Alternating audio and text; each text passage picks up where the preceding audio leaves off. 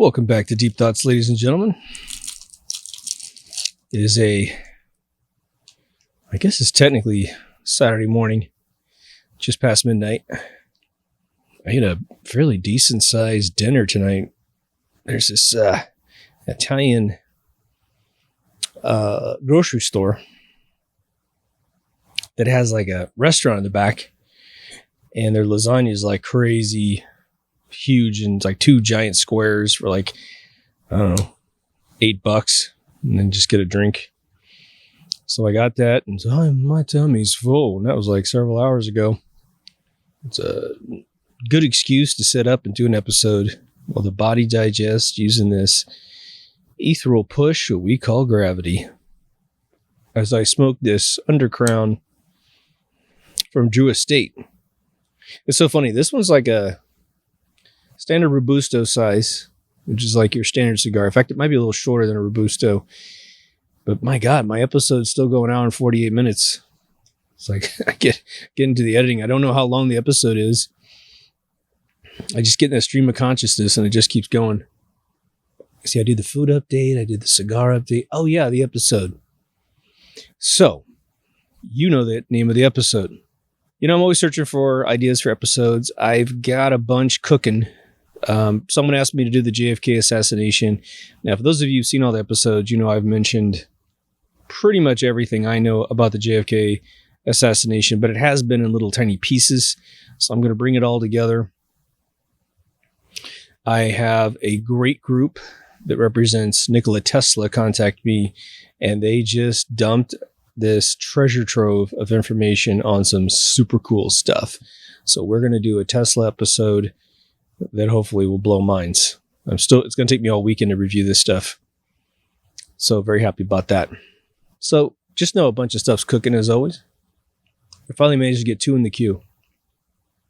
One's published for the Patreon people right now. It's going to be really controversial. But this one's about this amazing experience that many of you had when you were younger. If you are still experiencing this, then you get the A+ for the day. And that is role-playing.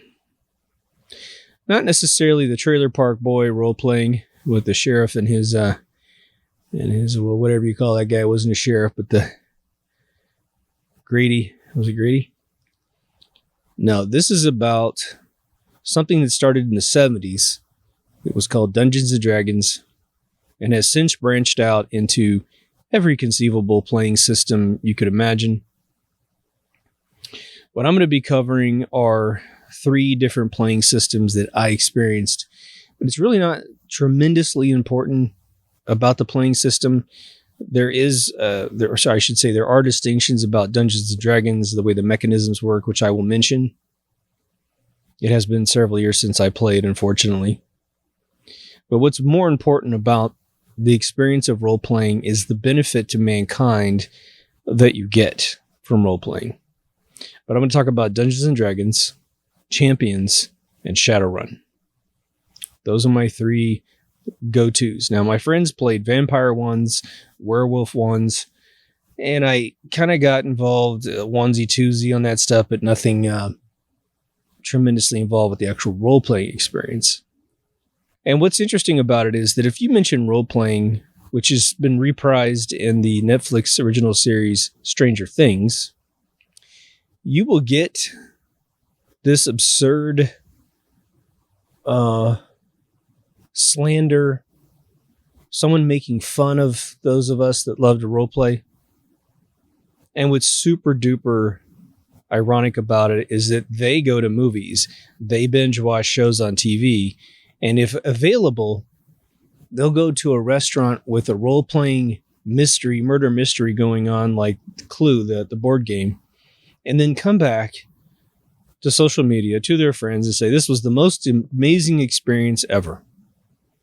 And those of us that role-played or role-play, we just shake our head and go, yeah, of course, role-playing is tremendously fun, especially if you have a good group of people.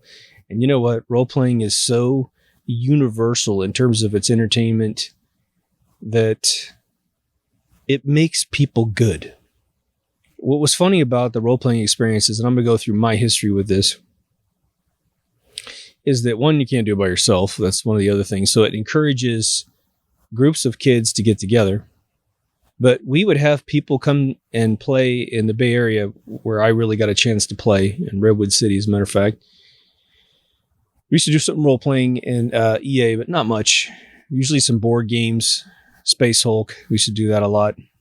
For those of you who got blessed by Space Hulk, man, you have a treasure on your hands. Let me know. Raise your hand if you played Space Hulk, which turned into Warhammer eventually.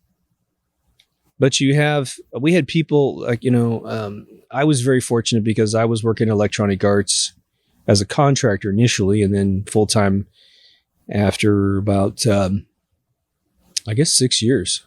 From 93 to 99, I was a contractor. 99, I got in full-time.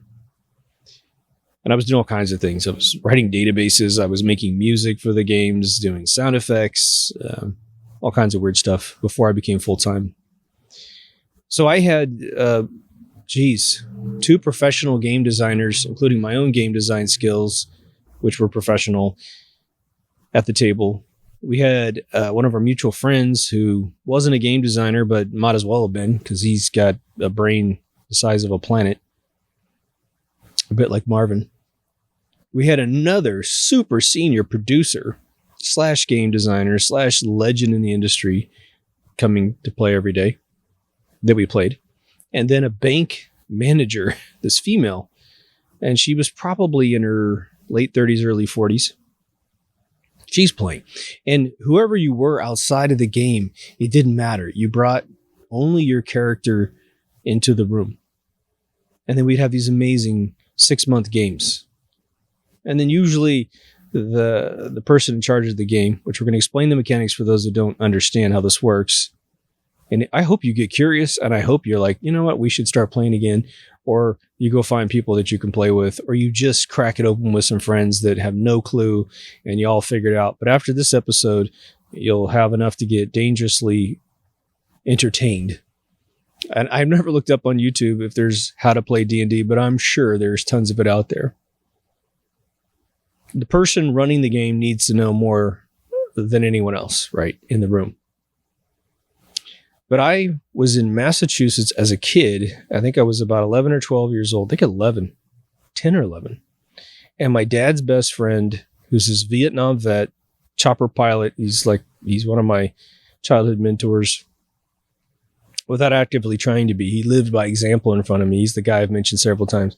He and his sons were playing D&D. And he says, you want to play? I said, yeah. So they just threw me up a character really fast. It was only a one-night thing for me. They're playing all the time. And he just says, well, you're here. You're with these folks. This is what's going on in the room. What do you do? I remember just kind of going, what? Well, what do you do?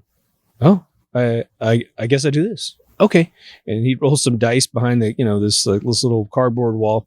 Okay, this is what happens. And it was just instantaneously amazing. So I begged my dad to let me get a Dungeons & Dragons box, the original red box intro set with your die, these blue injection molded die of all these different shapes, plus sort of the intro book. And I got no clue what I'm supposed to be doing. Plus I'm by myself. I'm an only child, so I never got a chance to play. But boy, I wanted to play. I mean, I was playing all the video games like Zork 1, 2, and 3. Every adventure video game out there. Plus every game out there. But it wasn't until my mid-20s that my friends were like, we're going to start playing D&D. They had just moved to a new house. Sat down. They taught me everything. And so now my Dungeon Master, we're going to get to the anatomy of a game really quickly. But I am going to back up real quick and talk about some of the benefits here before we jump in. So you have a little bit of a purpose while you're in this Deep Thoughts Radio lecture at the Deep Thoughts Radio University.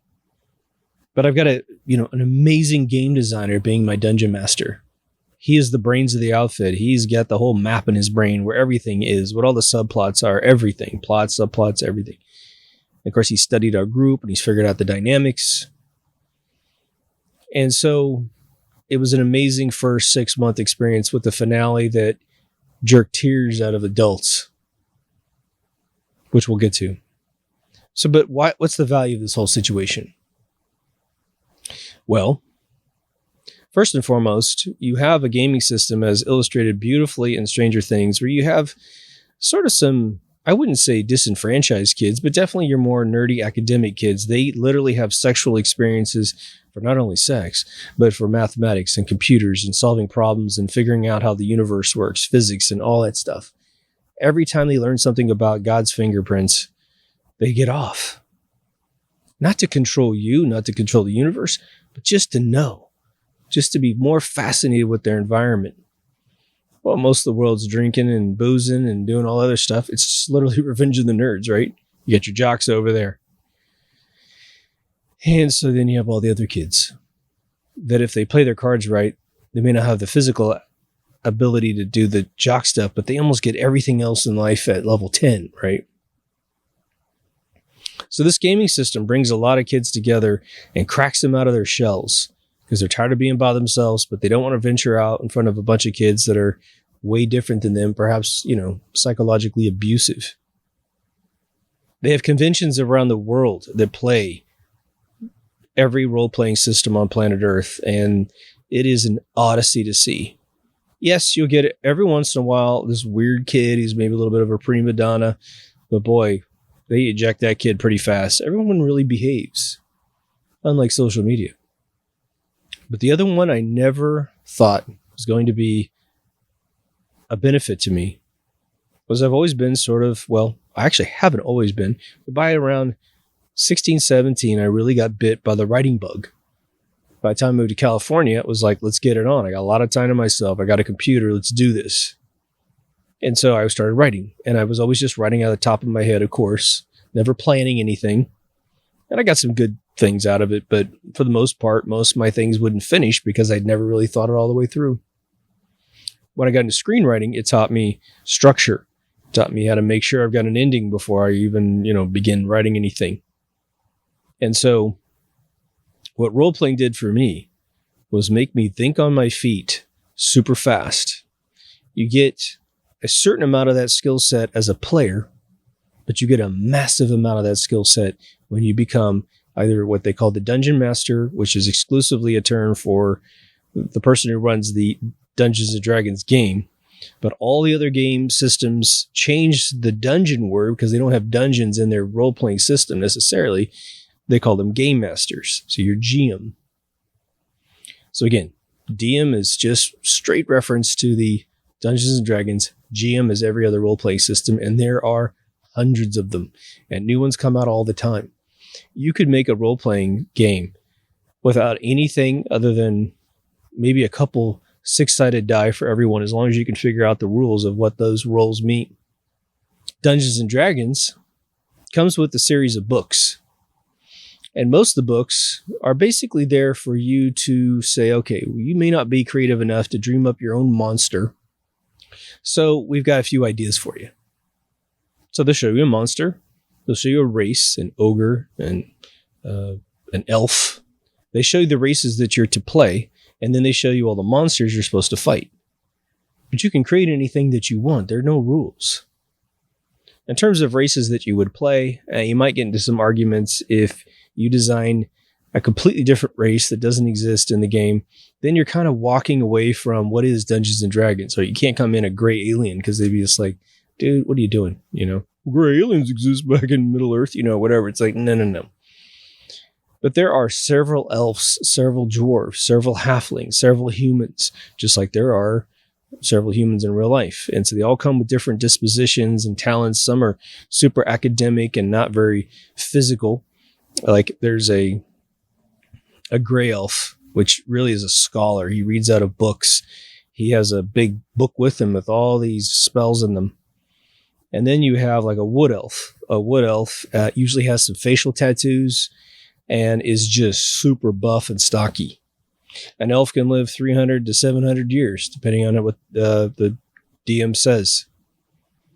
Wood elves typically don't live as long as gray elves because wood elves are always in battle. And so they'll get their heads chopped off eventually before the academic one standing on the hilltop casting spells down gets hit by an arrow or something. What I think, and I'm always telling you that we are conditioned with mental technologies that essentially teach our brain how to think. We learn algebra, not because you'll ever use algebra in your entire lifetime, but because it teaches you how to simplify things and think in a number paradigm. It really makes your mind more three-dimensional as opposed to just a 2D Cartesian coordinate system, X, Y. It teaches you Z as well inside your mind.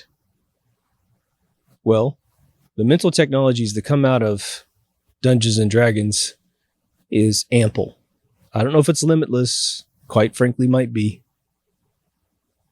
So this is, and just the level of fun, I swear to God, you don't have to have any background in this to play a game and find yourself time warping 6 hours in your living room, and it feels like about 2 hours. Because that's what happens when you get in the game. So you get a book that comes with the role-playing system that teaches you how to be a player. And then the DM goes off and buys the other books to enrich the world. Now, typically what happens is your DM, your dungeon master, will draw like a map on a piece of paper, on a graph paper.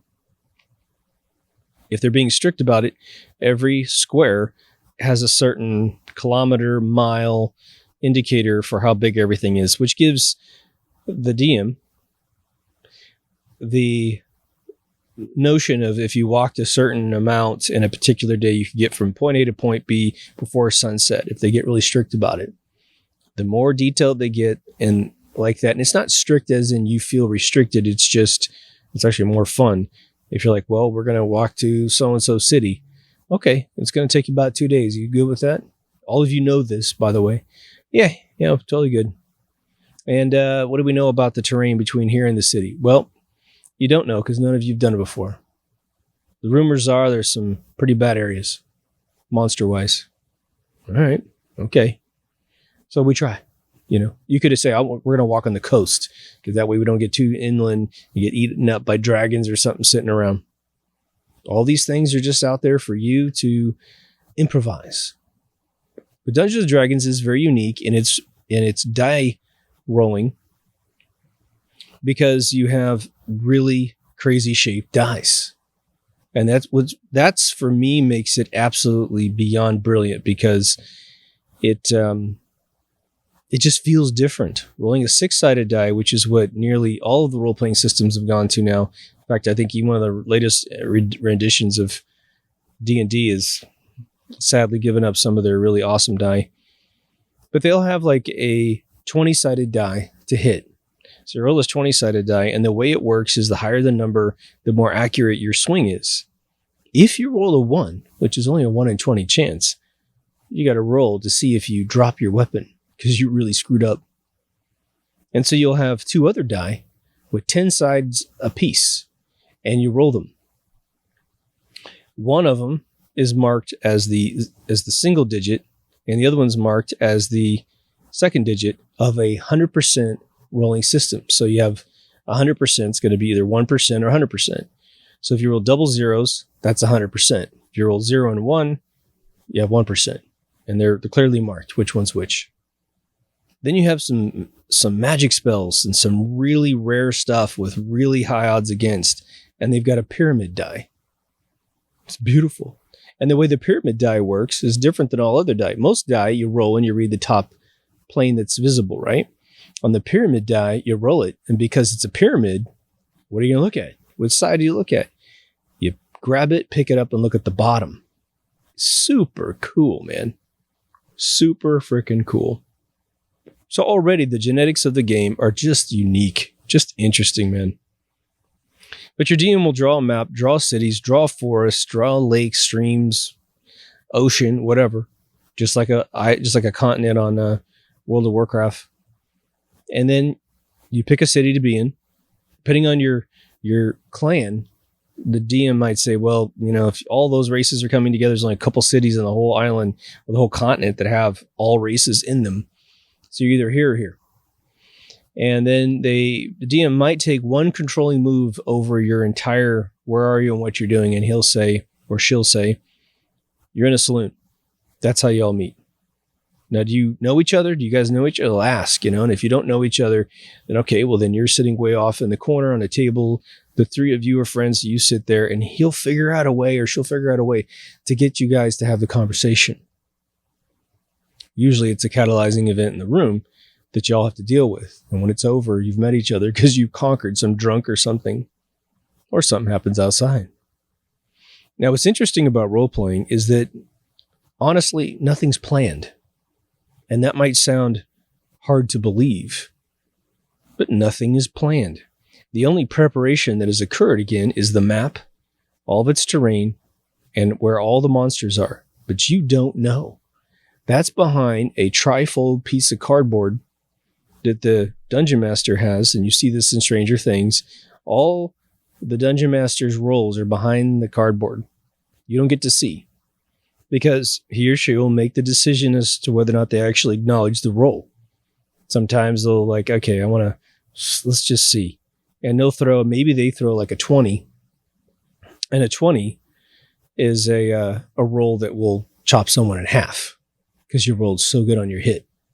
But you hit and then you'll roll for damage. And you roll another dice for damage. And they'll tell you that 12-sided die is this for this particular monster with that particular weapon. You get a bigger weapon, they'll tell you to roll more die to figure out what the damage is. It's very simple to read it, to get into it, and then you're off to the races. The very first D&D game I ever played that was truly players, not the little thing when I was a kid. I was probably about 24 years old, and we rolled our characters for about an hour, and you have statistics that go with your character, your strength, your agility, your wisdom, all that good stuff. And you're to roll dice. Now, there's some folks are very strict about that. Our guys were not. But what happens is if you're allowed to roll several times to get the statistics where you want them, which is just, it's almost a silly experience of just continuing to roll, then everyone's doing it and everyone has an amazing character. So everything's level playing field. But some people run the game very strictly and you roll it in front of everybody. And if you get a bum roll, maybe they let you do one statistic over. You should roll a 1 on your wisdom and you're a gray elf. That'd be bad.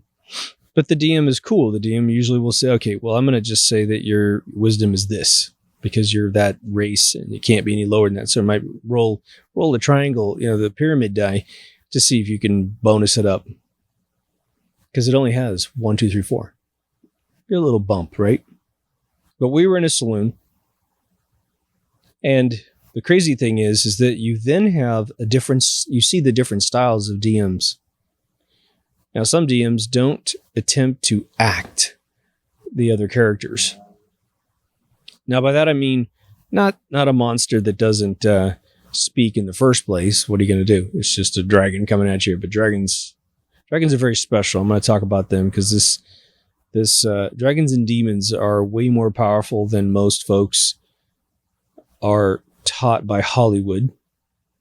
Like, for instance, there's a Marvel role-playing system where there's the Hulk. And the Hulk in the role-playing systems is essentially a god on Earth. I mean, you really can't kill the guy. He's almost got infinite power. But every time they made a movie prior to the latest rendition of the Hulk, it never was portrayed, he was never portrayed as being truly as powerful as he was.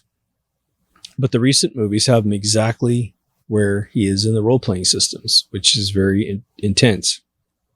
So I might as well just go down the line here. A dragon, if you can put this into, and this is my guys telling me this information, so if this is incorrect, I can blame second edition guys. But they told me that, a dragon is so massive if it's fully grown that it would dwarf Godzilla. But you almost never see a fully grown dragon because they know their targets as soon as they come out. But fully grown dragons are also extremely intellectual and can speak to you. There's been a few movies that one gets the size right, but not the brains right. And the other one gets the brains right, but not the size right. And I believe I have this correct. Shame on me if I get this wrong. I believe all of the colored dragons, the prime colored dragons, red, black, green, they're all bad dragons.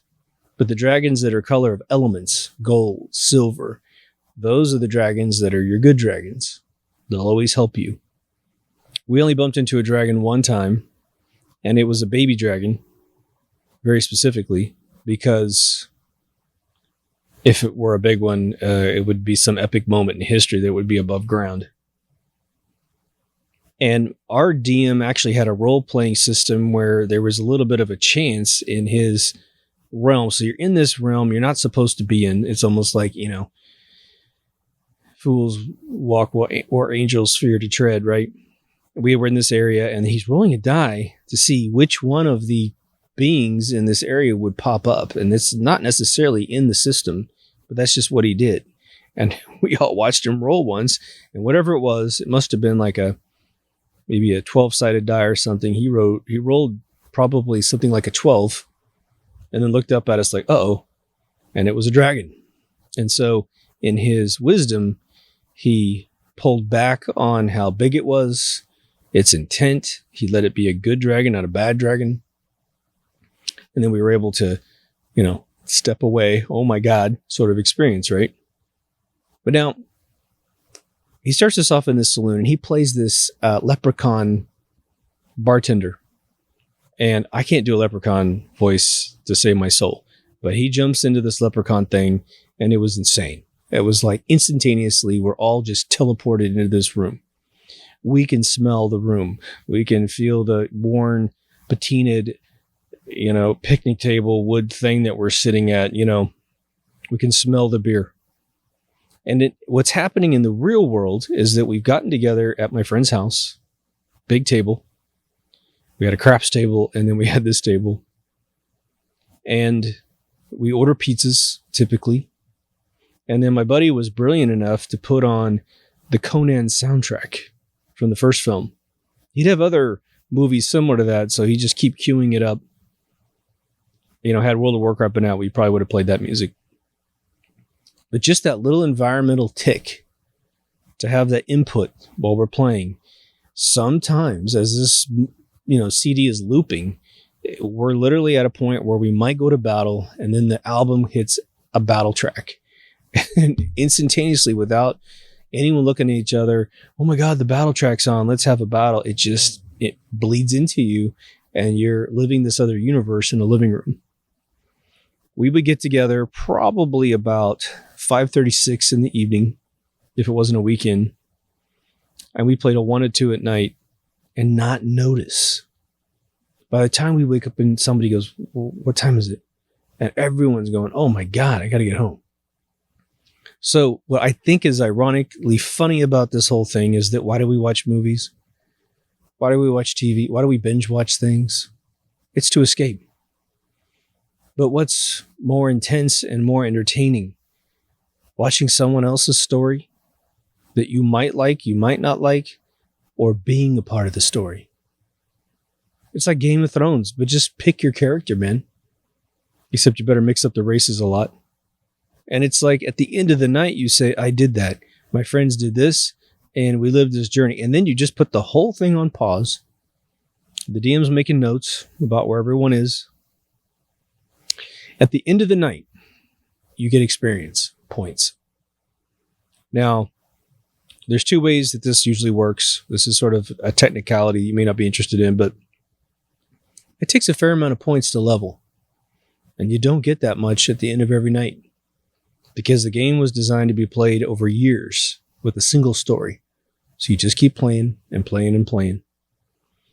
What was funny is a lot of the server names on the internet and just video game handle names were all people's D&D character names. It was absolutely hysterical. There's entire companies that we bought out at EA where we're like, wow, that's a really weird name for a company. And the guy would just say, yeah, that was my Dungeons and Dragons character when I was a kid. I've played the character for 30 years. And there's some massive level. And, a massive level might be 13. Because it takes a long time to get your experience points. And it doubles and doubles and doubles. Not quite doubles, but it's almost a doubling to get to the next level. So you have this heritage with your character. And you can have all kinds of character sheets. technically speaking, you can play multiple characters if you need to. Someone doesn't show up, well, someone else plays their character and they don't get any points. So now they're starting to fall behind. But let me give you some dynamics. I'll give you some sort of the highlights of what I remember about the first 6 months playing. One, we played about 3 times a week because we had to play. This game was so amazing. I played a wood elf. My best buddy played a gray elf. Someone else played a thief. I think one person played a human guy and one played a human girl, but it might have been like a halfling girl. Halflings are when human beings mate with other races like dwarfs. And so you kind of have a shorter, kind of mid-height person. But we came up with our whole backstory that I was a wood elf. I'm not going to go too deep into this, so don't worry. But I was a wood elf. My whole clan was in this forest, but the forest was backed up against this beautiful city. And so my buddy was a gray elf, and as he would come out and practice his magic, I'm in there watching him from the woods. We're friends. We're not enemies in terms of our race, but over time we met each other, and that's how we got together. So it's a real illogical pairing between the two. We shouldn't have anything intellectually in common. But what we realized was we protect each other's yin and yang, right? I'm the physical guy. He's the mental guy. He's range. I'm right in your face. I used to have drawings of my characters. It's a shame I don't. They're probably in my garage somewhere. But we play this thing. We meet these other people. One of the dynamics that I think is interesting is that because my friend played a thief, it was the first time that my first day together, we had a camp. We encamped because we went outside and we're fighting weird things like big giant slugs and stuff in the forest, just kind of warming me up to the whole game. And we're all kind of getting to know each other and just kind of getting the feel of the game. And then we encamped and I was like, okay, I guess I'll take first watch or something like that. But then they told me, you don't know this yet because you're not a experienced player, but you got a thief in your camp. And even though he says he's on your side, you got to know this guy's stealing constantly. So you better keep an eye on him. No honor among thieves, right? So I've shared several experiences from this particular campaign, or at least one where it really was an amazing thing. I guess I'll do a really abbreviated version so I won't bore the routine listeners. But there was two instances in 6 months where I picked up the 20-sided die, and because of the circumstances of the story, I experienced the bending of the spoon, if you will, for Matrix. I was encapsulated in a sphere of glass. I'm being very literal. I am shaking this die. And I'm so angry at the situation in the game that I need to kill this character. I'm shaking this thing, and there's this bubble that comes around me. And it was like Tesla's whole thing where he was looking through some membrane at his assistant that was going to disconnect the switch. And he said, time compressed and time was strange. This is what happened to me. And I was telling my friends, I'm going to roll a 20. And it's not, come on, Yahtzee. I hope I roll 5 of the same, 6-sided die, but just this is going to occur. And the universe is going, yes, you are in total control because of your will has reached this maximum peak inside your consciousness, your soul, and it's going to happen. And both times I said it, I rolled 20s. My mind is completely blown, not just because I rolled a 20, but because of the experience around me physically. It so blew my mind. I'm a scientific guy. This is not normal, right? I'm so blown away. I told my friends immediately, like we're in the middle of the story, and I go, look, dude, I just forced the 20 to happen. And my buddies look at me and they go, yeah, you can do that. Now let's play. Or that happens every once in a while. Let's play. Later on, I asked them, I said, no, okay, wait a minute. Let's back up here. I had the 20 experience. The whole universe just collapsed, man, and gave me that 20. What's going on? They said, well, it just gets good that sometimes, and you can totally control the die. They're overlooking like a miracle of consciousness. And, quite frankly, if we had the Deep Thoughts Radio University, we would definitely have to have game rooms playing 24/7. Students, professors, all getting together, and the room's got to be videotaped in HD. Every freaking angle, all of our faces, all the top down, because at some point this is going to happen, and it's going to happen on camera, and the world's going to go, holy shit. And I want to see, Geiger counters. I want to see heat levels in our bodies. I want to see absolutely everything to see if that sphere is actually visible in some machine, because it is a phenomenal experience. Now, as I said, it happened twice. I suddenly remembered after I was recording these episodes that I could only remember the reason why it happened the first time. There's the finale of this was actually a phenomenal rolling experience as well, to be honest. Maybe that's where the second one was. Anyway, real quick recap of the story.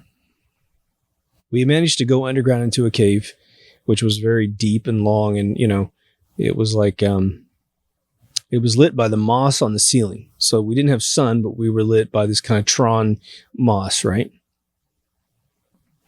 And it's just a narrow stream, and there seems to be like caves dug out on both sides where they have like, cities, little cities dug in there, like little villages in there. And we came across this one where it was a saloon, and it was elven. We could tell, but everyone's dead.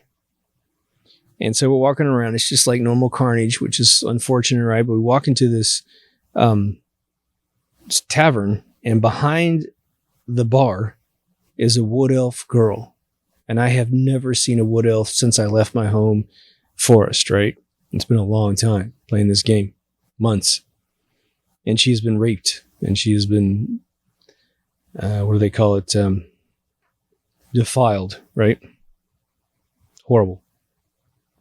Won't describe it. But it made my character and me furious. And I'm not like angry in the room or anything, but it was like, I know how to act. So it was sort of like when I talked and when I behaved, it was in me hardcore. And my buddy knew. He was just pulling all my strings and pushing all my buttons. And so now the whole room has gone really somber and really strange and really intense, because now we're going to sail down the river, and we're pretty sure we're going to find who did it. And sure enough, because the DM wants to see some pretty funny stuff happen, we're sailing up the river, look over, and here's all these orcs. And obviously, evidence left behind, very orc-like stuff going on. The blades used are all orc, swords and what have you. But anyway, we look up, and the way that the orcs were portrayed to us in the game was that if the leader dies, they all run, because they just don't have a command structure that works to replace the leader. Sure enough, there's this really tall, thin throne made of wood, some crappy metal to hold it all together. And there's this dude sitting on the throne, eating and drinking. And his men are all over the place. His other orc guys are all over the place. And so I act my character out. I'm kind of not that, intellectually brilliant. I'm not a strategist with war. And so I just hop out of the boat and I tell the DM, I'm like, I'm going to run right at him. Oh, okay. He rolls to see if anybody can get in my way before I get to him. He fails his roll. He was like, oh, well, you get right up to him. What do you do? I say, take my sword, and I try to kill him with it. He's okay. And this is when I picked up the 20-sided die. And I hate this character, this fictional character in this game so much that I just bent the universe around the spoon, as they said, Matrix. And I said, I'm rolling. This is going to be a 20. It was like no doubt in my soul this was going to be a 20. This is an imperative situation. As if I was really there, nothing could stop me. So I roll his die. Sure enough, 20. And he's like, oh my God. He goes, roll for damage. Pow. Huge damage on this guy. Like a 93, I think it was like a 97% or some crazy high number. He goes, oh, you just chopped him in half. And then we just mowed up everybody else, and we have sort of retribution for this poor girl and her village and all these other things. There were no other wood elves back there, by the way. So that was one epic experience. So fast forward to the end of this campaign. I've been playing it for 6 months plus. I think if it's not 6, it's longer. And somehow we were traveling around and we came across this pyramid of bones. Like a pile of bones, really tall. And sitting on top of that, like the thinking man thing, is a big demon.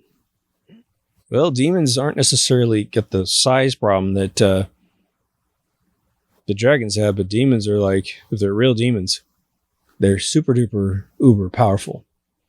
So he immediately, behind the scenes, he didn't tell us, he pulled the demon's power set down to 1/3 after I said, I'm going to go up and kill him. And I forgot what premeditated my belief that should be a good idea. Because he warned us. He totally warned us. Even my buddy next to me is like, we don't mess with those things. They'll take us out. But there was something about it. So he says, okay, you're coming at him. Do you look at him?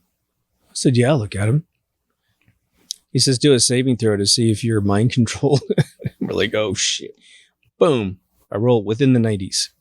Oh, you're fine. He breathes a ton of fire on you. Roll to see if you take fire damage. Boom, in the 90s.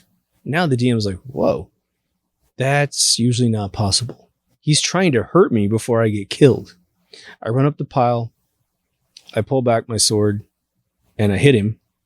I roll really high for the hit, really, really high for the damage. But now there's a saving throw on top of that to see if I can counteract some spell he was casting or something like that.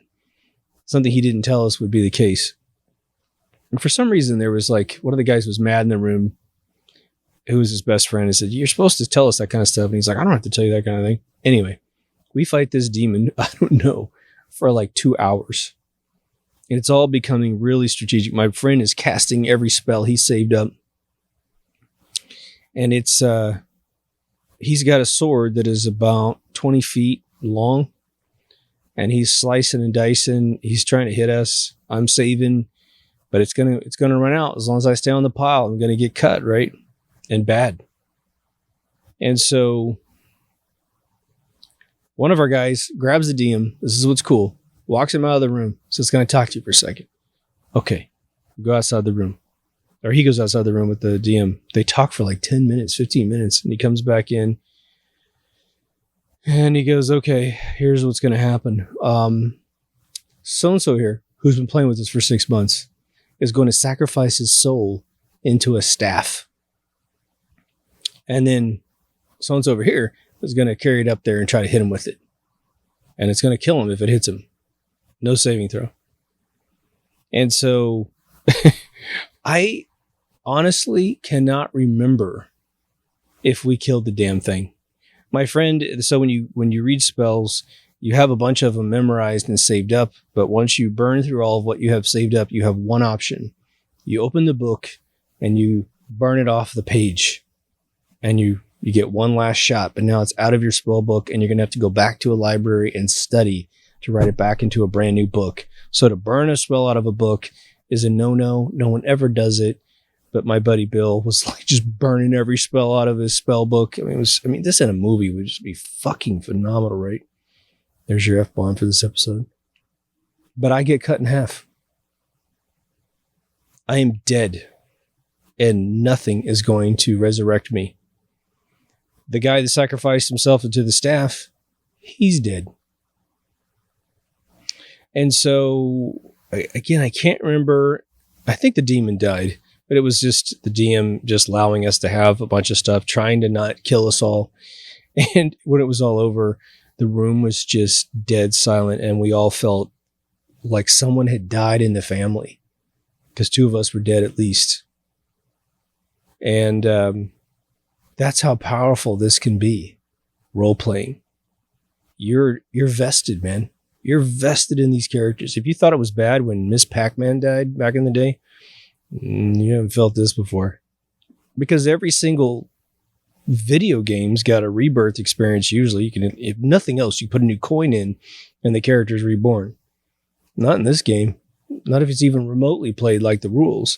Now, when it was all over, the DM was telling us all of the regulators he put on this demon to keep it from just absolutely wiping us out instantaneously. I guess he put this thing in there to make us walk around. But unbeknownst to him, because nothing can be planned, because we're making decisions. He's setting up the world. We're making the decisions. When we said we were going to kill this thing, he had to go with it. And so it's like a choose your own adventure if you've never played. So we were kind of like done. And we're, it's one of these things of you're kind of mad and you're kind of mad at the DM. But then again, when you grow up and really think about it, you're like, which takes a couple days. There's usually a couple days between your playing. So there's, no matter what, there's this delay.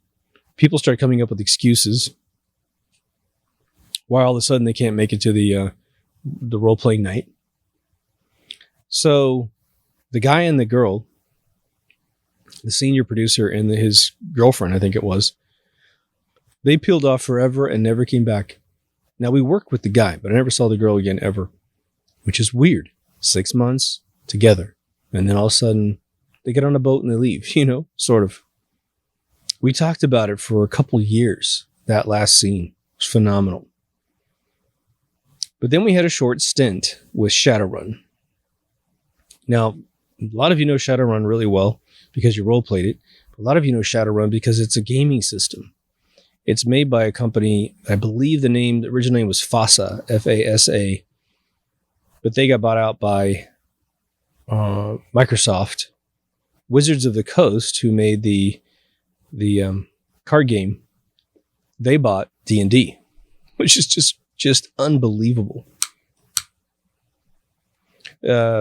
Wizards of the Coast buying the D&D license would be tantamount to you and I getting together and making a mobile app and then buying Microsoft later on. Some tiny little app gets so popular that we got billions in the bank and we just buy this other company. Now, of course, the franchise was about 30 years old. So it wasn't exactly the most expensive thing on earth, but it was an annuity, When you buy an annuity, it's a very different experience than just buying something. Like when you buy a car, it just has value, right? That's it. But if you own oil wells that make a certain amount of money every year and someone wants to buy them off of you, you need to amateurize up what would you have made in 10 years, 20 years, and then charge them for the whole thing. You're going to have, let them have some profit. They're going to take the risk, not you. You're going to eat the money. And then, that's what it is. So it's interesting how these acquisitions happen. But now Shadowrun is very special.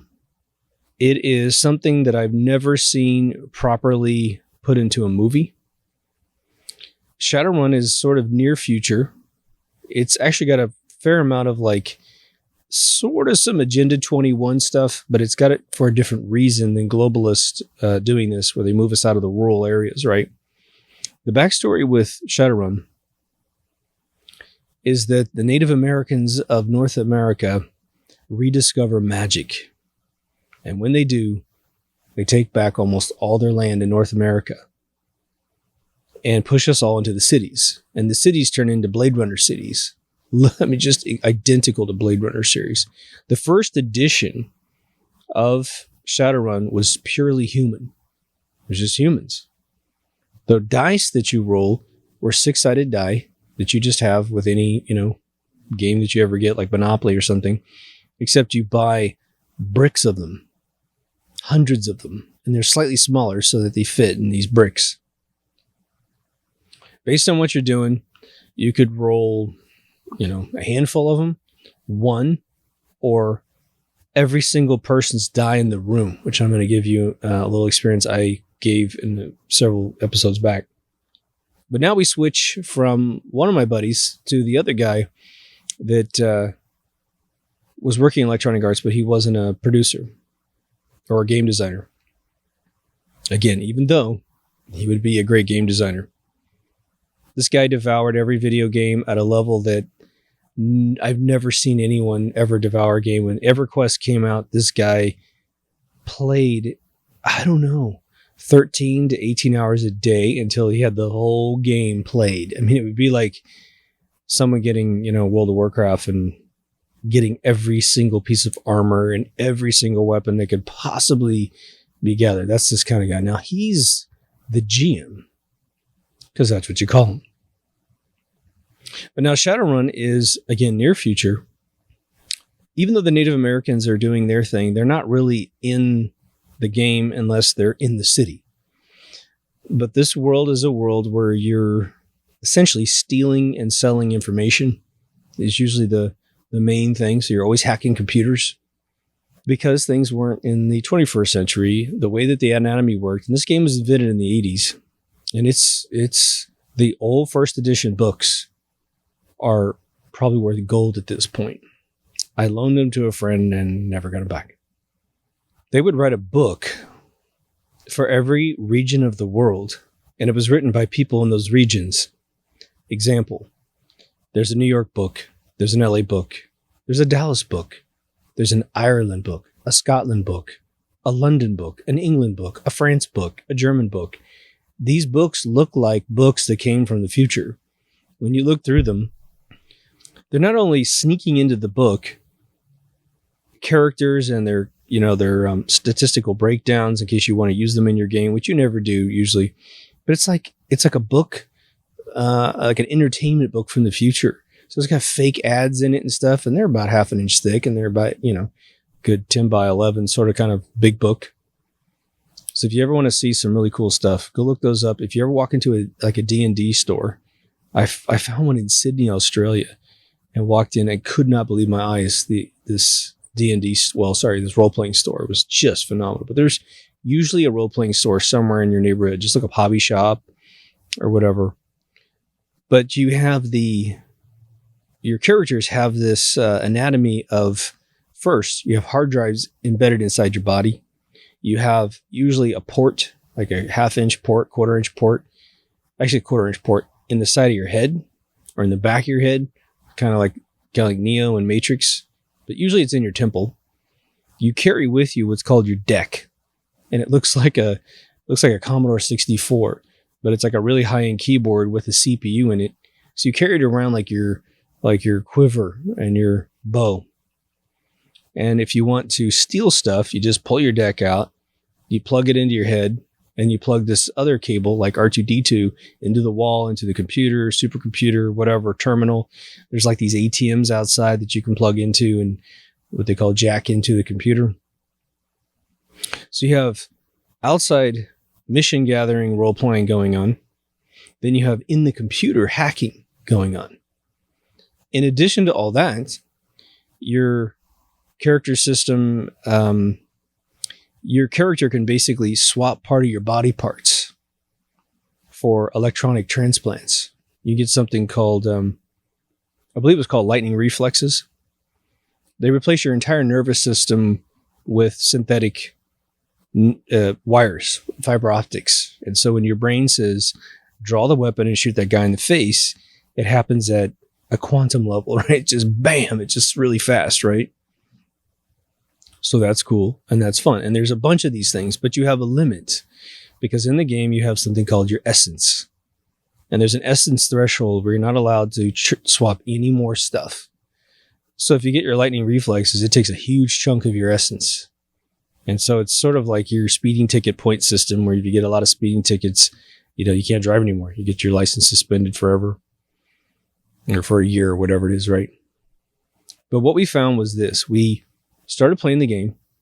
I can't even really remember the story that we were doing, but we found out very quickly that when someone hacked into the computer, and the computer hacking is brilliant, okay, and it's sort of what's probably going to come at some point, but the whole role-playing game slows down because now you just have the GM and the person hacking the computer, and everyone's watching and watching, and it goes forever, and so no one else is playing.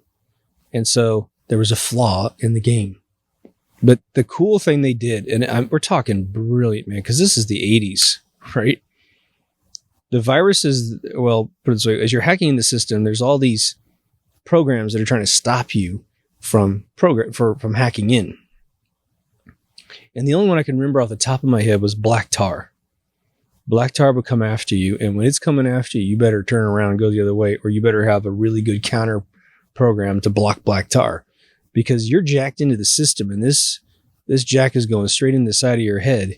It actually physically attacks you in the real world. And the way this typically works is that the way they intended the game to play was that as you're jacked in and you're hacking the computer, your buddies are outside protecting your body because you're kind of like, you're in the system. And so if the GM's smart, he'll throw a little battle outside and then turn around and talk to the computer guy. It doesn't work though. We couldn't get it to work to be really balanced. So we played that for a little while and stopped. But Shadowrun, it just as an entity, is super sexy and super amazing. A lot of the games that you can get now on Steam for Shadowrun, I find them extremely boring and slow. Beautiful, well designed, and if I put more effort in it and was probably a little younger to have that kind of time to get into, although it's a super intellectual game, I might have a different opinion about it, so I don't mean to knock the games. By the third generation of the game, they started bringing D&D into the game, and it got silly for me, where you had orcs and dwarfs, and it was basically, suddenly Native Americans just rediscover magic, and all of a sudden Middle Earth just pops up in the game. So that for me became silly, and I extra didn't want to play. All right, we're going to finish this whole exercise with champions. I've talked about champions several times. It's a very similar system with 6-sided die. Champions is a beautiful system because it's completely generic. You can do anything that you want. It was invented by a guy named George McDonald, who's still alive and well. George was a big employee of Alkalade Games, which was right off the 405 in the Bay Area, in Sunnyvale, Saratoga. You could see their building off the side of the highway. George actually came and played with us one day. Man, he's still a friend of mine on Facebook. It's really cool. He actually got busted too because the Champions book, the original Champions book, had a Marvel, I think it's Thor on the front fighting someone else. I can't remember I can't remember who it was, but they didn't have permission to use Thor on the front, so Marvel tapped them for that cover. But the company was indemnified because the artist sold it as if he had the rights to sell it, and so the artist got popped, not the company, or they changed the cover. I think I've never seen another cover to the Champions role-playing system. I mean, it wasn't a mind-blowing sketch. It was pretty good, but anyway, what this system does that's different than the other ones, which is the only real major distinction, is that you have something called your advantages and your disadvantages as you're building your character. You roll for all your statistics just like anything else. But let's say you wanted to fly. They will have 4 or 5 different levels of flying. Say you want to be invisible. Well, the first stage of invisibility is very predator-like. You can still see someone.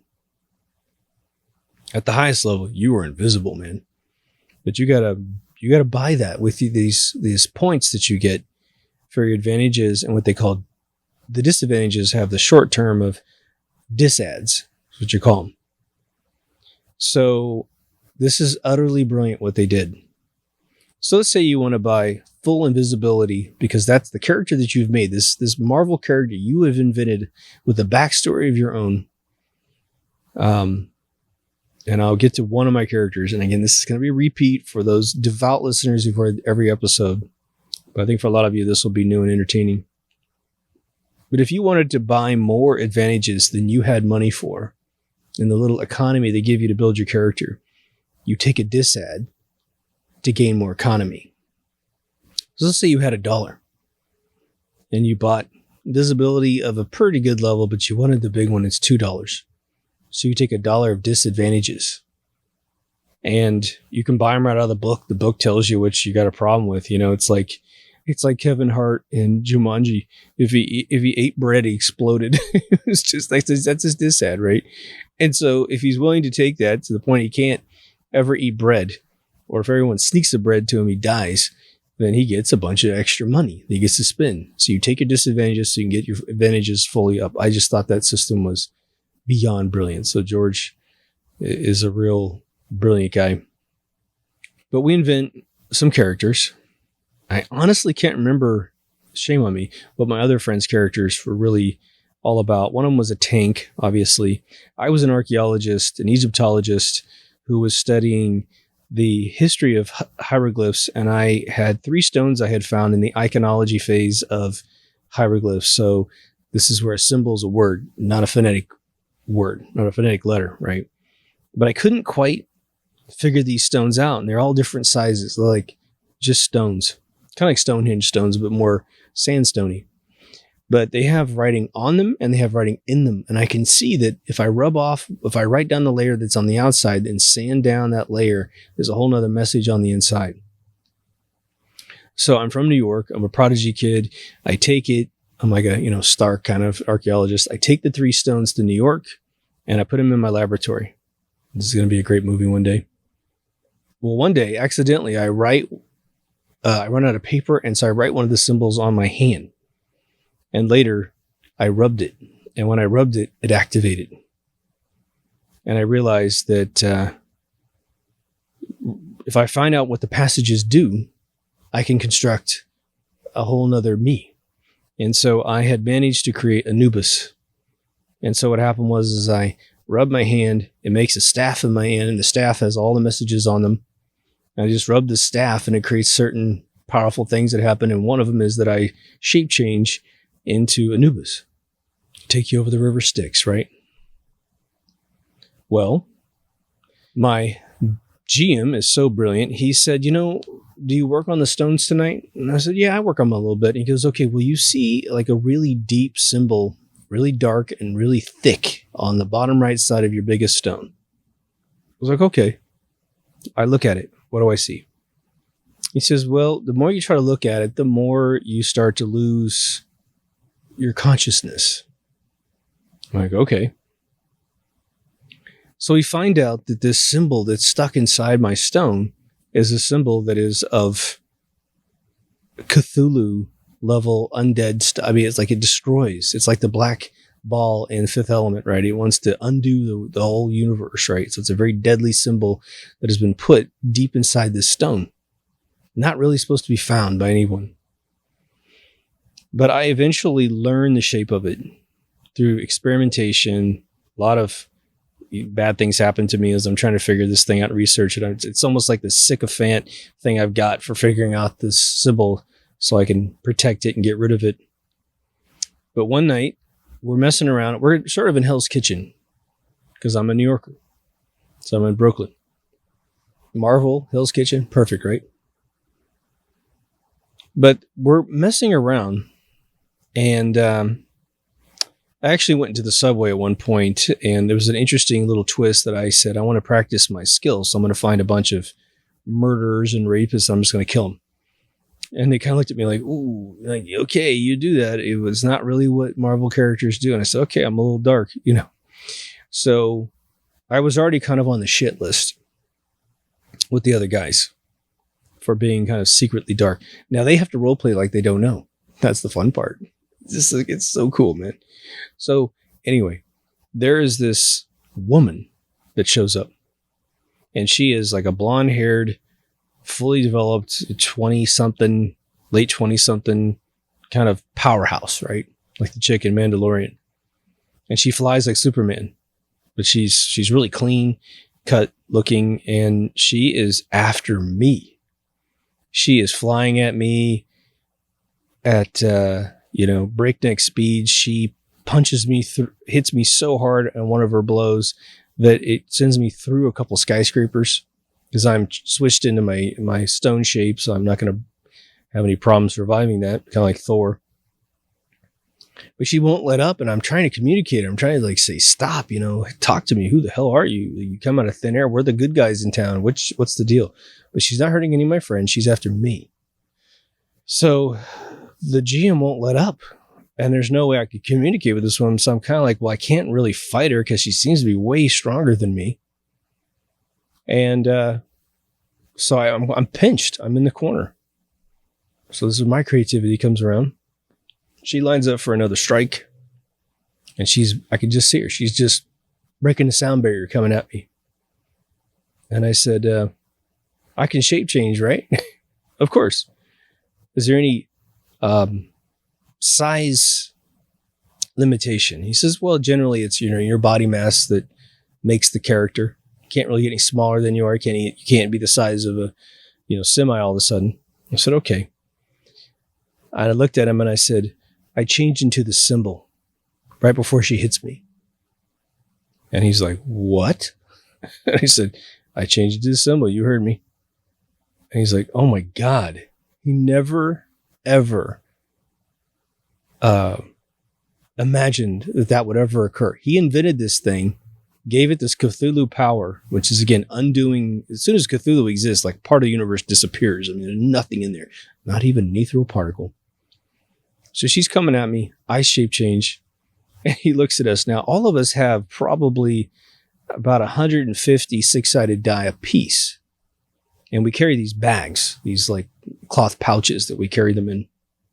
They come in these cool cubes, but you lose the cubes pretty fast. Stacking them in the cubes is always a pain in the butt. So he looks, he takes his tricorder thing of cardboard, puts it down. And he says, okay, everybody, give me all your die. Like, what? He goes, you got 150 piece, right? Okay, we're going to have 150 back when it's all over, because they're generally the same color. And we're like, really? And he's like, yeah. And he gets his dice out. We make this ridiculous hammock out of hundreds of die. And they go, okay. And we actually went to the craps table so we wouldn't lose them. And he just goes, boom. And he says, okay, count all the top sides. And so we're counting for like 10, 20 minutes. I don't even know how long it was. Come up with this outrageous number. And he goes, and at the time they were kind of going, what's this for? What's this number going to be? He says, I'm not telling you. It takes them like 10 more minutes to do calculations, man. This is how good this was. He said, okay, you have set off a 1 megaton bomb inside Hell's Kitchen. He goes, you just killed a couple million people. And all of a sudden the game was over. But it was the most epic ending of a game ever, right? In fact, I think it might have gone on further, because there was another scene where he took us to the Aztec pyramids and I resurrected all the Egyptians' gods in the Aztec pyramid. And the whole thing was a setup from the gods in the first place. So this whole thing was supposed to happen the way it happened. And I got mind controlled. I went in there as Anubis and just ushered them back over the river Styx, if you will, back into our reality. And all the gods of Egypt came alive and took over the world. There's a movie like that out there. So those are my 3 distinct experiences. Now, I'm going to give you a generic one at the end, which is, again, more towards the purpose of this episode, which is how much freaking fun this is, right? I became a GM using champion systems, and I took a screenplay that I was working on and flushed it out. And it lasted, I feel like it was about 6 months. Probably wasn't quite that long, but it was almost that time. And I did the mistake, and they just taught me how to do this. I planned an encounter, and they could sense it.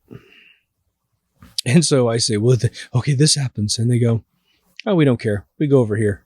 I'm like, what? You got to do this, you know? And it's in a dome city too, which is sort of restrictive. So I tried to throw the thing at them and they knew. But anyway, I developed all my characters. I developed my storyline. And because I had to do it on the fly constantly, by the time I got to designing the script, it was effortless, man. I even got Sid Mead to draw some artwork for it, which no one's ever seen. I've been trying to flesh out that script last year, but it's a doozy, man. It's super complex. So I got hired to do a different script, and that tanked for different reasons. But maybe I'll get that out the door. But if you haven't role played, there's a whole world of fun. And I got some more time on this stick here. And I really don't know if I want to repeat myself. I always feel guilty repeating myself because I feel like the listeners are like, oh God, again, it's the story. I now tell people, like I've told a lot of you folks a long time ago in episodes, if you really want to increase your vocabulary and your communication skills and your expression, then you got to start writing either what you might call lyrics or poems. The process is you'll write crap. I wrote at least 100 just swilly little things before I wrote the first thing that I would show to any other human being. And I've gone back to those crappy ones, and yes, they're just awful.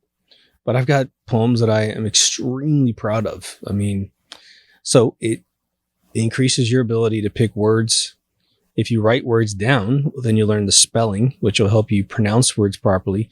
A lot of times people pronounce words incorrectly because they don't know how they're spelled. And that was my problem that I discovered when a friend of mine said at work one day, he goes, we know what you're saying, but you use all the wrong words and you misspell things constantly. And maybe you should learn how to spell things before you. And I'm like, oh, of course, you're kind of being confronted, but at the same time, I respected this guy. And I go, okay, I'll literally make sure everything's spelled properly.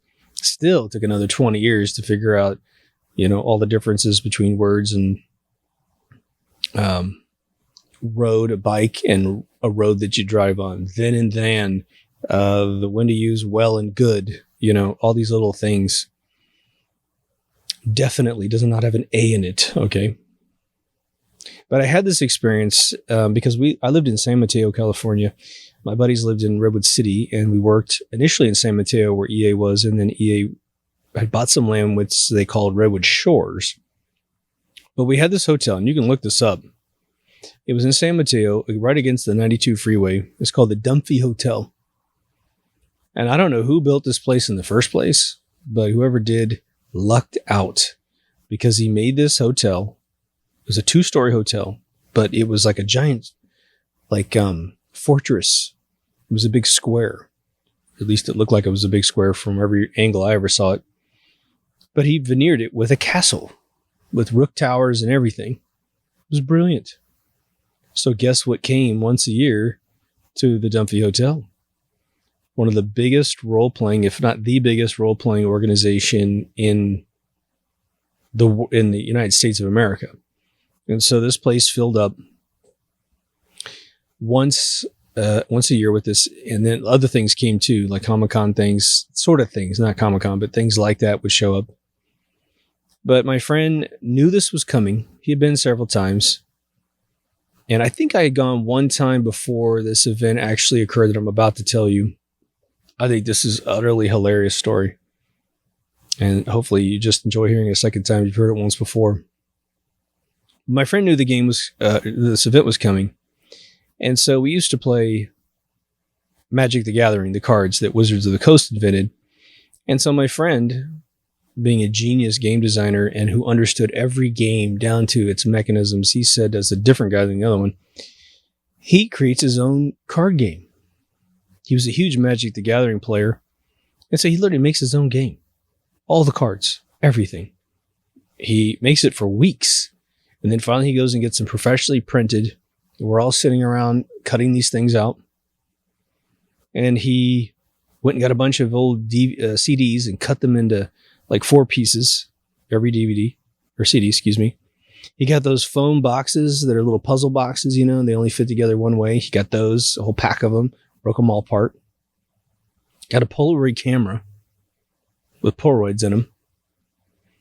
And he designs this live action role-playing thing called Immortals. And we're all kind of going, Bill, what are you doing, man? He's like, well, we're going to go there and we're going to throw this bash. We're going to have a vampire-based role-playing system called Immortals. And we're going to use these cards. They're going to be hidden all over the hotel. He says there's going to be a prince and like this sort of Wesley Snipes, Blade guy who's chasing the prince. Prince is the king of all of the vampires, in case you're not familiar with that terminology. He hid all the CD pieces all around the place with codes on them so you would know that they went together. Hid the phone box pieces everywhere. I mean, like literally just all over the hotel. Plants. And so we're all not quite sure what the hell is going to happen here. And what's the Polaroid camera for? I don't do the vampire thing. And the only other guy that was kind of close to this franchise played the werewolf thing, so he wasn't involved in it either. So we show up to this hotel and it's booming. Like all these rooms all the doors are open. There's role-playing games going on. I mean, just every game, Stratego rooms, everything, Monopoly rooms. I mean, this was like just board game heaven. Guys are getting emotional and yelling, being, crazy. They also had this, you dress up in gear and you have foam rubber weapons and you fight. We did that too that night. It's like I forget what they call it, North American something or other. It was a group out of New England that pioneered all these rules, and you've seen it online all the time where, again, it's always nerds playing it is what everyone else says, but you have beanbags for spells and you throw it at people and it's just kind of, it's fun. It's crazy. And the more I look like a guy that would never do that, that's the point of the story. That's why you gotta be tolerant and meet cool people, man.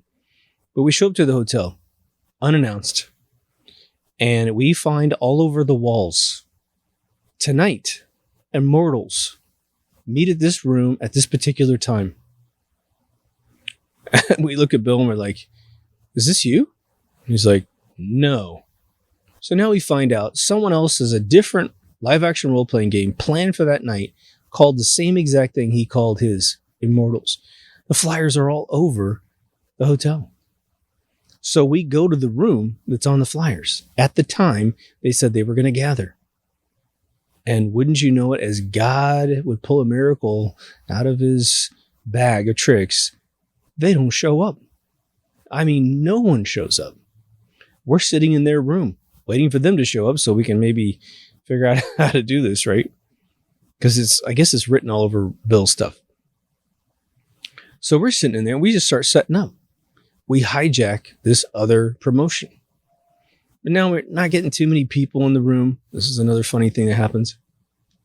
Now we're all fairly decent looking guys. We're pretty trendy. And this girl walks in who's pretty damn cute. And we're all in our 20s. We're in our mid 20s. And she's pretty, she's sort of like a Comic-Con girl, sexy, bouncy, just a real go-getter. She goes, what are you guys doing in here? And she says, whoa, we're setting up for Immortals. Are you coming to play? She goes, what's that? So someone throws her the pitch. She says, oh, that sounds cool. Where's everybody? Yeah, we can't get people to come in. They're all role-playing. She goes, I'll go get everybody. So she uses her physique and her wit and goes out there and grabs so many people. The room is packed. I mean, it must have been 40 people in this room. So then Bill lays down how this game is going to work. He says, this is a vampire role-playing system. You are going to be looking for the prince. And once you think you know who the prince is in the hotel, we're going to have a huge battle at the end. And he goes, I need everyone who wants to play to fill out this thing. And then when you have to come over here and get your Polaroid taken. And we're thinking it's like some ID thing to make sure someone doesn't sneak in the game. Nope, it's even more brilliant than that. Apparently, in this role-playing system, which I don't even know if we had one, I think Bill just made it up. He's that brilliant. He says, he takes your picture, and it's a Polaroid, it, develops right there on the spot. So he gives it to you, and he goes, this is your loyalty card. If you give this to somebody else, you have given them your loyalty. They gain power by having your Polaroid. So don't just give this to anybody. Give it to someone you think is going to be, for whatever faction you think you're going to be on the side of. Now, I show up in my street clothes, I guess. But I also brought this really long cloth, like really nice wool, white. It wasn't really a trench coat because trench coats have the trench coat thing. It's just a nice long coat you might wear at a party or something. So I had that in a bag. And so Bill turns to me and he goes, okay, you're the prince. I'm like, I am? He goes, yeah. I had short hair at the time. It was all white, real spiky. And he said, okay, just hide somewhere in the hotel. He goes, probably you should just go down to the bar. I said, okay. So what do I do? He says, well, you don't want them to know you're the prince. So do anything you can to disinfo who the hell you are. I said, are you the Blade guy? He says, yeah, I'm the Blade guy. All right. So the night starts. I guess I'm old enough to drink at the time. I don't think I got anything to drink. Shame on me. And it takes a while. People running around grabbing these pieces once they figured out what was going on. And I forgot what he gave them for solving those puzzles. I wasn't where he was. So he was running the game from his side. The cards that he made for the card game are all over the place. So people are trying to build decks. But here's the weird thing. Without telling anyone to be a particular way, the faction of kids that walked in that room split into two sides. One is kind of on his side. And as they found me, one of them was sort of loyal to me. But they don't know who's who. Is that guy the prince? Or am I the prince? So I'm getting these kids to give me all of their Polaroids. I don't ask for a single one. They give them to me. I made sure it was voluntary. So in their mind, there's no force upon them for them to give me their loyalty, right? So it starts getting down to the end of the night. There's a huge punchline to this, so that's why I'm telling you this story, which I think is utterly hilarious. I had no idea what the Punisher was in Marvel Comics. I think it's Marvel. Yeah, it's Marvel, right? Yeah. Bill, wore a Punisher t-shirt. Black with the big skull on it. The one that Q uses all the time, right? So it came down to these guys running back and forth between he and I. And I'm telling them, they go, I have to tell the truth up to a point. And I don't have to tell the truth at some point. But they said, are you vampire? Finally, someone asked me a question, which is supposed to just completely reveal that I'm, the prince. So I answered the question truthfully, but then I put a lie on top of it. So I said, I did the Blade story. I said, well, I've been fighting these guys forever. So yeah, I've got a little bit of their blood. I've been bitten once and they didn't quite drain me, so I survived. So yeah, I sort of have vampire blood in me, but I've been trying to find this prince forever. Have you found him? And they're like, no. So they totally believe me. Meanwhile, I've got 20 Polaroids, which it didn't really give me any power. It didn't really take away power for them. I don't know really what the theory was, but it felt interesting. It felt interesting to give away your loyalty, right? And so they said, well, what do you know about this vampire? And I'm looking at Bill down the hallway because I come back upstairs. I'm looking at this Punisher t-shirt. Yet I have no idea what that is. And I said, the prince always wears a symbol of death on him. It's just is the rule that he has to wear the symbol of death. And they turn around. I swear to God, I had 6 guys in front of me. These are, mid to late 20s, very intellectual kids. They role play, so they're super smart. And I just see them all turn around and look back, and they see his Punisher skull on his chest. And they are like, oh my God. So they run over to him and ask him if he's the prince, thinking it's going to be that easy, right? He tells them, I'm the prince. He finally just says it. They come back over to me and they go, well, he says you're the prince. I'm like, oh my God. We're in this tit for tat thing at the finale. Not very interesting, right? So I took all the Polaroids out and gave them all back to them. I said, I've never needed your loyalty. Would the prince give you back your power? No. But there it is. All of you have got your loyalty back. And now they are 1,000% convinced he's the prince because I pinned him with his shirt and I gave back all the loyalty Polaroids. And it's now go time. My guys have collected half the deck and his guys have collected half the deck. The girl that showed up in the room ended up being on his side. And he made the game. He made the card game that we're about to throw down for. We're playing this card game, standing up in the hallway. We got this gigantic crowd around us, all watching the cards, man. And I can't remember that I knew anything about how to play the game because I never had a chance to really look at them. We got all the way down to the last play and we're winning. But he made the game. And the funny thing is that he made a card dedicated to me because I love Prince.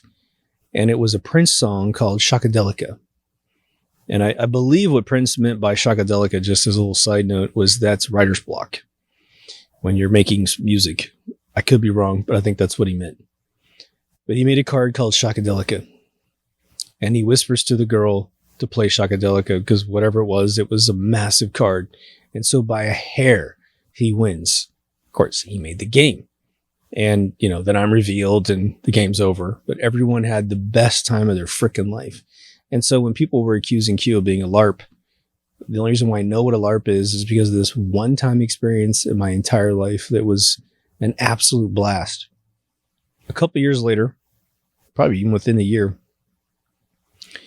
My friend moved to Vegas and started a game company. So he took himself and the other guy with him, the two game designers. They both went to Vegas. So we lost proximity with each other. I hired the other guy into my team at EA as soon as I became full-time. And so we lost each other. And I don't think we've role-played a single day since. Super sad. But things come to an end, right? Things that are valuable always come to an end, which makes them valuable. So I know there's a ton of you that have role-played, especially if you saw the title and you thought it was interesting and never been to the channel before. You're definitely just rah, and you got a billion stories 10 times better than mine. Trust me. I know that. I want you to know that I know that.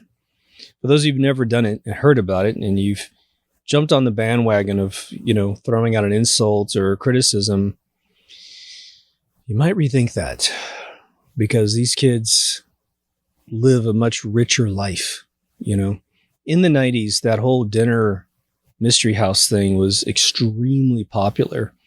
And we would hear about, obviously you're dressing up in some colonial outfit or something. They actually usually have outfits for you to wear when you go to those places. But we hear their stories, and they weren't bad, and they're having a good time. No reason to have one person lose for someone else to win. But, it's one night, and that's it. And a true role-playing experience goes on, I don't know, however much you can play. I would say you wouldn't want to play it every single day, because you would probably get tired of the story too quickly. But a couple times a week is huge. Sometimes the holidays would come by and we'd skip a week, and then, boy, we're just so eager to play the next time around. But it develops your mind. It develops your sense of emotion. If you ever become the person in charge of the story. And again, you could role play. I've role played with my kid. Actually, that's where I role played last. When she was a little girl. Kids always struggle to get to sleep because, their mind wakes up at night, and you have to use various techniques.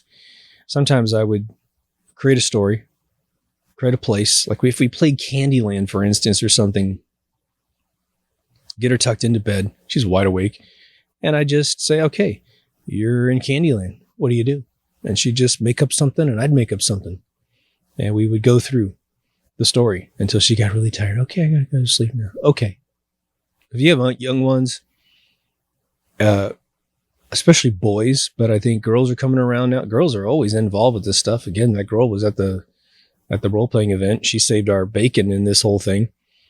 Man, just go get the books. Now, what's occurred, I believe, in the latest edition, I think they're the 5th edition or something like that with D&D. I think, well, I'm a little confused because I was told by one guy that they had ditched all of the really cool, unique die and went over to the 6-sided die, which is a real sad thing. But then I go to the hobby shops every once in a while, and I still see the old dice. So I don't know if that's true or not. I never continued following it past 3rd edition. The big improvement with 3rd edition was that during combat, it was pretty basic stuff, swinging swords and that kind of stuff, right? But with 3rd edition, people started playing other role-playing system and got really jealous that you could do very meticulous type battle stuff. Like you could grab somebody and pull their hand. I mean, you could really do very meticulous fighting. That did not appeal to me because it slows battle down, and it's really not about how meticulous and John Wick you are in a fight. It's really just get in, have a good time with the battle. It's still going to be just as random as ever. You're still going to die when you're going to die, and you're going to be, good when you're good. So as my screenwriting mentor said, he said, starting about your generation, you guys lost metaphor, and you all became very pragmatic, which is why you want the Force explained and why everything's got to be explained and explained. And he goes, you're just taking a piss out of everything. You're taking all the magic out of everything. And you got to get back to metaphor. And so I think the role-playing systems are almost identical in their evolution. And correct me if it's better today. I would love to hear from some of you experts that still play. But they followed sort of what he was saying. It was just a little too much detail instead of story. Story's where it's at. But when I write screenplays, I mean, only when I'm trying to follow someone else's storyline. So if someone says, okay, it's got to be this time, this place, and all these factors, I've already thought up all your characters, even though I don't know how my movie's going to work. That's where, in order to satisfy the client, you kind of get in there and go, okay, I'm getting a little bit of a block about how to recreate, some previous thought you might have had in a new system, right? So, I've had a job where someone wanted me to take a really old movie and then upgrade it to the current day and time. And it's a totally different world where this previous film occurred, and no circumstances exist. The geography, doesn't exist anymore the way it was in this old story. And so when you try to reverse engineer perfection, you typically end up with crap, And so, and under normal circumstances, when you're writing something original, I will say, undoubtedly because of role playing, I never have writer's block anymore. That doesn't mean everything is fantastic and everything has the right pull and push at the right time. I'm not popping emotions as hot as I can pop them on the first draft. But in terms of just being backed into a corner and getting yourself out of it, it's right there on the tip of your tongue, man. So anyway, I hope you enjoyed the episode. I can't believe I didn't think about doing this sooner. Just to recap real quickly, though. If you want to play Dungeons & Dragons, I would say definitely keep the old dice, whatever you got to do it. Maybe stick with second edition, or maybe borrow a little bit from other editions and develop an edition that works for you and your friends. But second edition was utterly perfect, okay? But you're going to have someone that really understands the system really well to be your dungeon master, to make the game really fun. And that might just need to be you if you're the one instigating the whole thing. It doesn't take much to read the monster manuals, to go online. Online must have like a billion different things.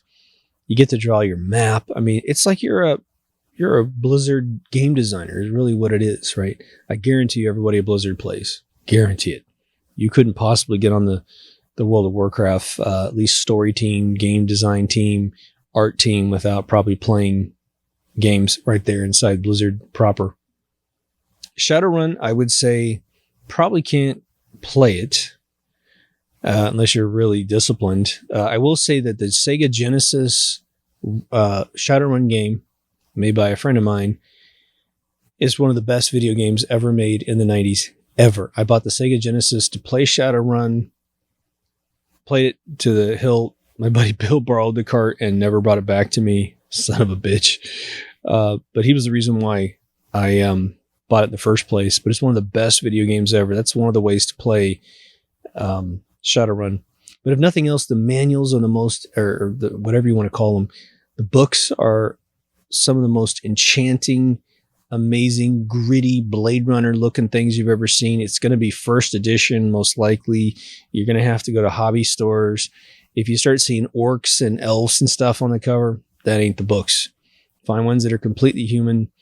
But the set, the first edition set, I think must have been about 2.5, 3 feet if you put all the books together. That's how many books they wrote. It was just amazing.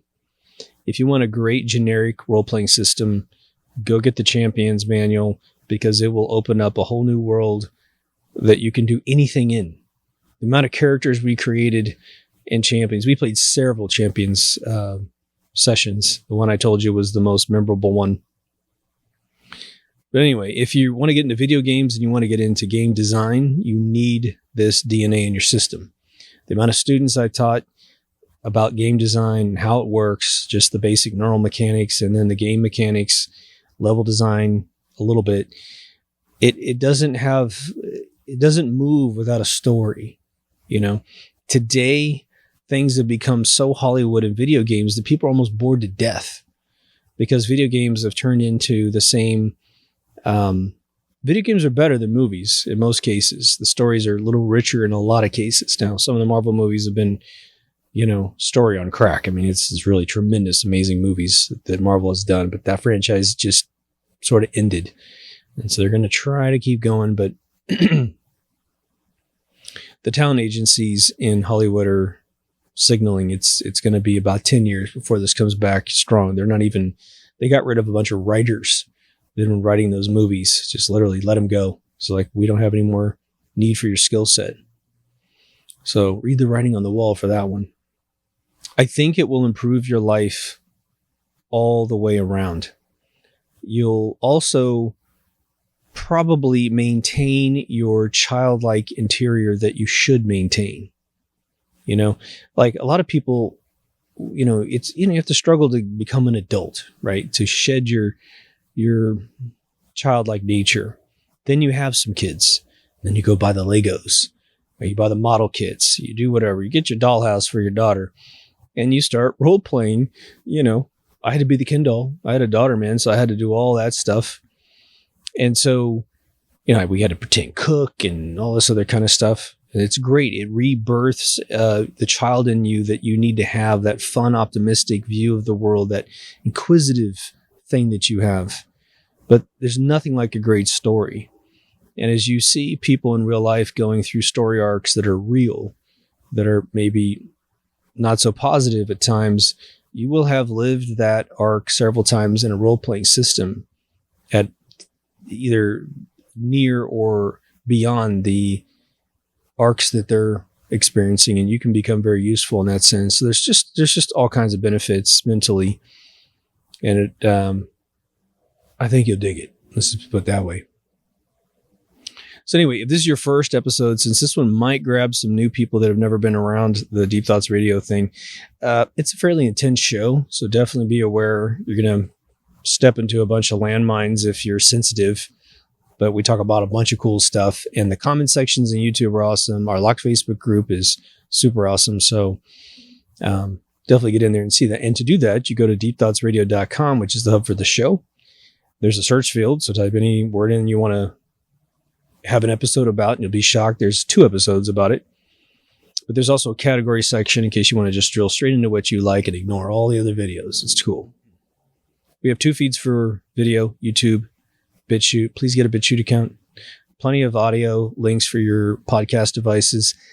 I'm starting to recommend not to use iTunes. Use some other podcast reader on your Mac phone so you can get all the episodes all the way back to season 1, because they have a count limit, and we've got almost 500 episodes at this point. And so you want to make sure you've got access to all those. Social media is a locked Facebook group, like I said, Twitter page, and minds.com. Minds.com is a copy of Facebook, but it's First Amendment protected. So please make an account on that just to make sure they don't go away. You can donate to the page, or to the channel, I should say, 2 different ways. A one-time PayPal, a monthly Patreon. Patreon people get the episodes before everyone else 95% of the time, and they get a 20% discount on the store. There's also 2 products I'd love for you guys to have. One's the Brave browser, which cuts off all the deep state. Change the search engine from Google to DuckDuckGo, and you're good to go. Put a VPN underneath that if you want to keep corporations from knowing who you are. Government will always know who you are and where you are, no matter what. They know everything you transfer, so don't kid yourself. And they know exactly where you are, no matter what you put on between you and them. The other one is the Backblaze backup system, $8 a month, 1 computer, infinite storage. I make no money from those last 2 things, although they said they would credit me, but I know people that have gotten on it through my affiliate link and nothing happens. So don't think I'm scooping up a bunch of cash on that whole thing. Like I said, there's a store. There's 2 t-shirts for season 5. Those will be expired and pulled down once season 5 concludes, regardless of what happens after that. I'll make more shirts. Don't worry. Season 1 is not on this channel anymore. It's on its separate channel because they were just badly edited and they had a bunch of music that was causing copyright problems. So I pulled all that out of there. There's no ads on that channel. Go over there and subscribe. Knock yourself out for the first 100 episodes. Again, if you're missing anything, go to the website. There are just a couple episodes I completely retired. So if you're looking in the queue and it skips a number, that's intentional if it's on the website. If it's skipping on YouTube, but it's on the website, if you find any broken stuff, let me know, but I've never had anyone say that. But having said all that, Take care of yourself and someone else, and I will see you on the next Deep Thoughts. Over now.